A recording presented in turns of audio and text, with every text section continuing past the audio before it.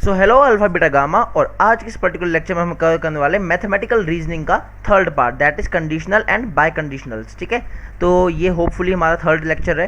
ठीक है, इस पहले अगर आपने लेक्चर्स नहीं देखे तो आप प्लेलिस्ट को असेस कर सकते हैं। ठीक है, तो हम कंडीशनल और बाय कंडीशनल पर ढेर सारी बातें करेंगे। चलिए स्टार्ट करते हैं। और इससे इतनी इंटरेस्टिंग एनालॉजी से आपको समझाऊंगा कंडीशनल बाय कंडीशनल को, आप कभी भूल ही नहीं पाओगे। ठीक है, जो शायद मुझे सीखने में काफ़ी टाइम लगा, लेकिन आपको मैं इतनी आसान तरीके से समझाने की कोशिश करूँगा और इतने आसान वे में कि आपको लगेगा यार ये शायद हमें पहले पता होता था, कंडीशनल बाय कंडीशनल का हर प्रॉब्लम हमसे जल्दी सॉल्व हो जाता। चलिए स्टार्ट करते हैं। फिर सबसे पहले बात करते हैं कंडीशनल इम्प्लीकेशन होता है क्या है। तो इम्प्लीकेशन सबसे पहले बात करते हैं क्या होती है।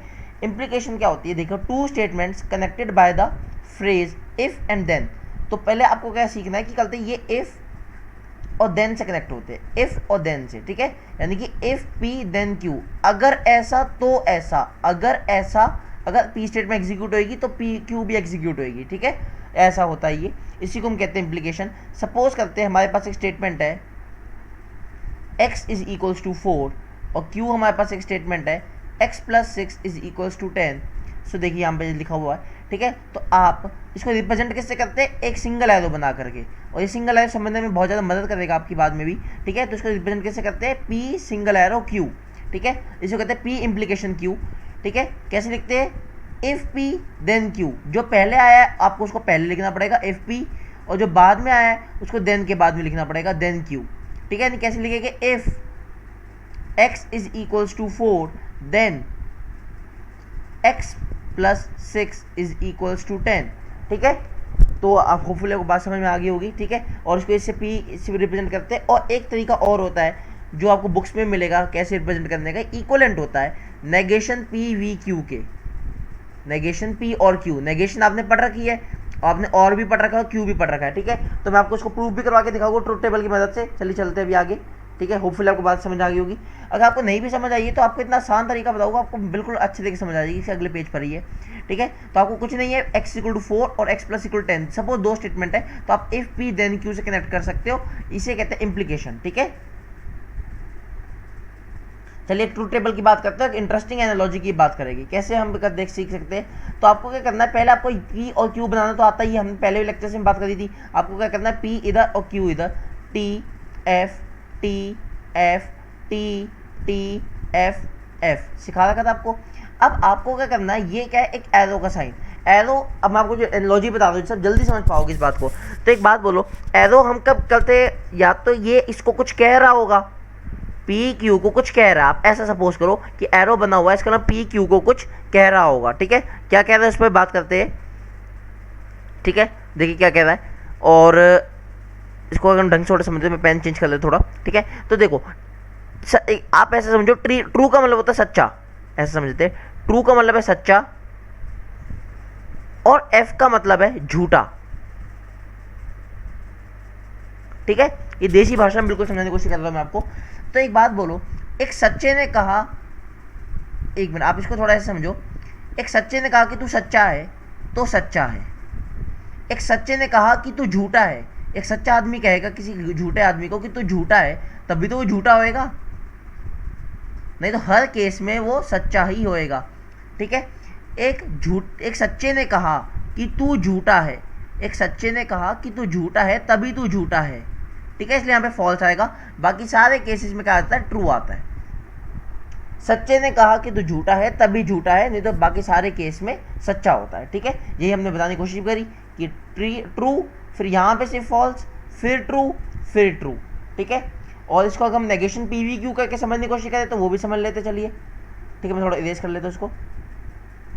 ठीक है, चलिए देखते हैं इसको, अब ढंग से थोड़ा बनाने की कोशिश करते हैं। इसी का आगे बनाने की कोशिश करें, नेगेशन पी का कॉलम बना लेते हैं। चलिए नेगेशन पी का कॉलम बनाते हैं, और आप बताइए कि नेगेशन पी क्या होती है। देखिए, नेगेशन का वाला आपको पहले बताया था, यहाँ वाले शब्द का उल्टा, ट्रू का उल्टा फॉल्स। हम प्रूफ करने की क्या कोशिश करें, पहले मैं आपको बता दूं कि P इम्प्लीकेशन Q जो है वो नेगेशन P वी Q के इक्वलेंट है, P और Q की इक्वलेंट है। ठीक है, वो हम ट्रूथ टेबल से प्रूफ करने की कोशिश करेंगे। तो ट्रू का अपोजिट फॉल्स, फिर ट्रू का अपोजिट, फिर ट्रू का अपोजिट क्या हो जाएगा, फिर फॉल्स, फिर फॉल्स का अपोजिट क्या हो जाएगा, ट्रू, फिर फॉल्स का अपोजिट क्या हो जाएगा, ट्रू, फिर Q क्या हो जाएगा, देखो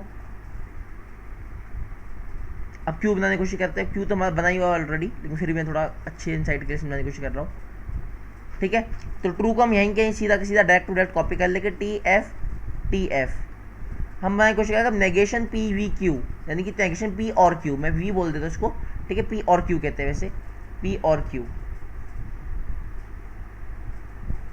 तो देखो अब आपको क्या करना है, एफ और टी के बीच में और लगाना है। और कि मैंने आपको बताया था दोनों सही होएंगे, दोनों में से कोई एक सही होएगा तब भी आपकी कंडीशन होल्ड ट्रू करती है। ठीक है, तो फॉल्स और ट्रू का क्या बनेगा, ट्रू।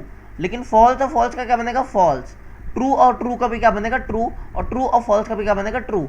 तो क्या ये वाली टेबल और ये वाली टेबल मैच कर रही है क्या? सपोज इनको टेबल का नाम देते first, second, third, fourth, fifth, six. तो मैं पेन चेंज करके थोड़ा बता देता हूँ आपको। तो क्या आपकी कहते हैं table number 3 and table number 6 match कर रही है?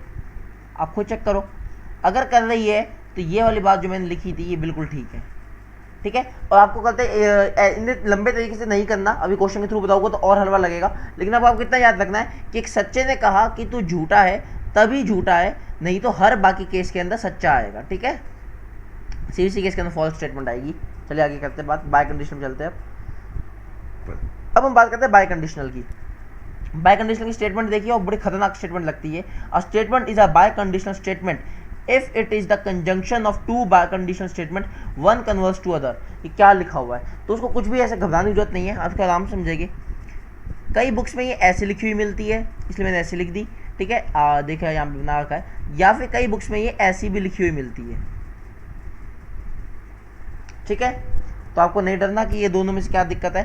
ठीक है, ये दोनों ही स्टेटमेंट सेम होती है। चलिए बात करते हैं कि ये होता क्या है। ठीक है, मैं ज़्यादातर इसको रेफर आउट करूँगा। तो ये होता क्या है, ये होता आपका कंजंक्शन होती है दो इम्प्लीकेशन की। ठीक है, दो इम्प्लीकेशन की कंजंक्शन होती है ये। तो कंजंक्शन मतलब हमने क्या पढ़ा था, एंड लगाना, राइट। सो ये अब बात आती है इतना लंबा कि हम पेपर में निकालने बैठेंगे कि कल अगर कुछ हमसे पी बाय कंडीशनल क्यू पूछ लिया, नहीं, इसका भी हम एक शॉर्टकट ट्रिक बताएंगे। ठीक है, और शॉर्टकट ट्रिक क्या है, इंट्यूटिव एनालॉजी थी, जबरदस्त एनालॉजी दूंगा ना आपको, कहते मजा आ जाएगा जिंदगी समझ कर कि यार बाय कंडीशनल तो ऐसा समझना चाहिए मुझे। ठीक है, और आपको गर्व होएगा कि ये कितना मस्त सीखा है मैंने, और कितना हवा बना के टीचर्स बोलते हैं इसको कि बाय कंडीशनल में लंबी स्टेटमेंट याद करो, कुछ नहीं याद करना। ठीक है, तो देखते हैं और इसको लिखते कैसे वो मैं बता देता हूँ। इसका मतलब होता है इफ एंड ओनली इफ। ठीक है, तो अगर आपके पास दो स्टेटमेंट है, आप P statement I have money, Q statement है आई हैव टाइम। सो आप पी बाय कंडीशनल क्यू कैसे लिखोगे मैं वो बता देता हूं। आप लिखोगे I have money if and only if I have time, I have time, right. So मैं पेन क्यों नहीं वर्क कर रहा मेरा, ठीक है, आई हैव टाइम। ठीक है, आई have money if and only if I have time. तो इसको ऐसे लिखते हैं, ये आपकी स्टेटमेंट पी थी और ये आपकी जो स्टेटमेंट क्यू है। ठीक है, आई हैव टाइम वाली। ठीक है, तो आपने इसको दो जोड़ा कैसे, इफ एंड ओनली इफ की मदद से। यही आपका बाय कंडीशनल है, ये बाय कंडीशनल पार्ट है। ठीक है, इसको मैं शॉर्ट फॉर्म में लिख देता हूँ, बाय कंडीशनल पार्ट बीपी लिख देता हूँ। ठीक है, बाय कंडीशनल पार्ट हो गया।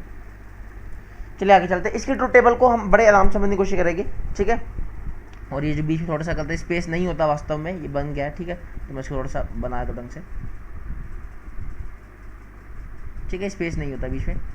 अच्छा, तो चलिए देखते हैं, स्टार्ट करते हैं, इसी से देख लेते हैं। चलो देखो इसको कैसे समझते हैं। आपको क्या समझना है, ये आप इसको समझो वही वाले स्टेटमेंट से कि ये क्या है, आपके दो तरफ एरो बन रहे हैं। दो तरफ एरो का मतलब आप टाइप से दोस्ती समझ सकते हो। ठीक है, दोस्ती में क्या हो सकता है, डुअल बॉन्ड बनता है ना बेसिकली। की कहते हैं आपको, कहते पी क्यू का दोस्त है, क्यू पी का दोस्त है। तो दोस्ती कब जमती है, जब बराबरी के हो हम, है ना। दोस्ती कब जमती है, जब बराबरी के हो, यानी कि दोनों सच्चे हो गए तो ही दोस्ती जमेगी, या फिर दोनों झूठे हो गए तो ही दोस्ती जमेगी। ठीक है, इसको ऐसे समझते चलिए। तो दोनों सच्चे, देखो पहले केस में देखो पी भी ट्रू है, क्यू भी ट्रू है, दोनों सच्चे है, तो दोस्ती जम गई, दोस्ती भी ट्रू हो गई इनकी। ठीक है, पी झूठा है, क्यू सच्चा है। मैं आपको बता दूं, ट्रू का मतलब मैंने पहले बताया था, ट्रू का मतलब होता है सच्चा और क्यू का मतलब होता है झूठा, सॉरी एफ का मतलब होता है झूठा। ठीक है, एफ का मतलब होता है झूठा, ठीक है, एफ का मतलब होता है झूठा, ठीक है। तो अब आप देखो कि कहते हैं ये पी क्या है, फॉल्स है, पी क्या है, झूठा, और क्यू क्या है, सच्चा, ट्रू है, ठीक है। तो इनकी दोस्ती नहीं है, सही, फॉल्स आ गई, ठीक है। पी क्या है, सच्चा, और क्यू क्या है, झूठा, तो इनकी दोस्ती भी गलत हो गई, ये भी फॉल्स हो गया। पी क्या है, झूठा, क्यू भी कैसा है, क्यू भी झूठा, तो इन दोनों कहते दोनों सेम बिरादरी के हैं, इसलिए इनकी दोस्ती जमेगी और ये हो जाएगा ट्रू, ठीक है। तो आपको क्या करना है कि दोनों जो कहते सेम बिरादरी के, यानी सेम कहते जिनकी क्या कह सकते हैं एक टाइप से जिनकी सेम नेचर है, उनका जो बाय कंडीशनल आएगा वो भी ट्रू, वही ट्रू होगा, ठीक है। तो यानी दो सच्चे तो सच्चा, दो झूठे तो सच्चा, बाकी हर केस के अंदर फॉल्स एग्जीक्यूट होएगा, ठीक है। अब आपके लिए होमवर्क है कि आपको क्या करना है कि ये ट्रुथ टेबल बनानी है, इसके लिए, किसके लिए, P इम्प्लीकेशन Q और Q इम्प्लीकेशन P, बना ही ले क्या, चले बना ही लेते, ठीक है। इरेज कर देते सब कुछ मैं इस स्लाइड से, और देखते हैं कैसे कर सकते हैं। तो देखो सबसे पहले हम करेंगे P इम्प्लीकेशन Q बनाने की कोशिश करेंगे, इससे आपका P इम्प्लीकेशन Q भी रिवाइज हो जाएगा।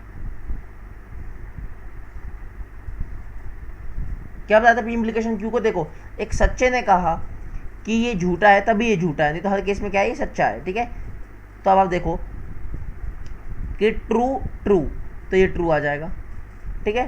टी और एफ, इधर से देखो टी और एफ क्या आ जाएगा, टी और एफ, ठीक है। ये वाला जो केस, सच्चे ने कहा कि ये झूठा है तभी ये झूठा है, बाकी सारे केस में क्या आ जाएगा, सच्चा आ जाएगा, ठीक है। ऐसे आ सकते हैं। चलिए देखते हैं क्यू इम्प्लीकेशन पी बनाने की कोशिश करते हैं। अब क्यू ने पी से क्या कहा वो देखते हैं। क्यू पी से कहता है, देखते चलो क्यू क्या कहता है पी से, तो क्यू क्या कहेगा, कब फॉल्स होएगा, जब कहता है एक सच्चे ने कहा कि झूठा है, यानी कि इस केस के अंदर देखो एक सच्चे ने कहा कि ये झूठा है तभी तो ये झूठा है। आप इसमें रिवर्स लगा रहे हो, बेसिकली पी इम्प्लीकेशन क्यू ने, क्यू इम्प्लीकेशन पी चलेगा, ठीक है। तो बाकी सारे केस में क्या हो जाएगा, बाकी केस में ट्रू हो जाएगा। और आपको क्या लेना है, P implication Q and Q implication P, इस पूरे का कंजंक्शन लेना है, राइट, कंजंक्शन लेना है। चलिए कंजंक्शन लेते हैं इनका, अब तो आसान होगी चीज़ें, ठीक है। ट्रू और ट्रू क्या हो जाएगा, ट्रू हो जाएगा।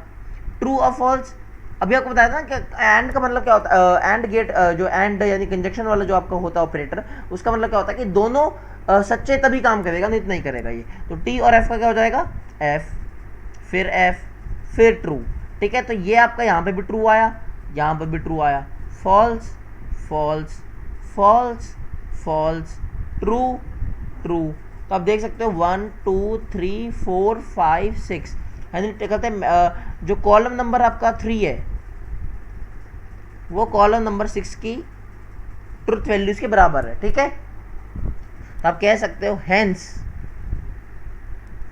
P this is equal and to, ये कहते हैं जो ट्रिपल मैं इज इक्वल टू बनाता हूँ इसका मतलब इक्वल एंड टू, ठीक है।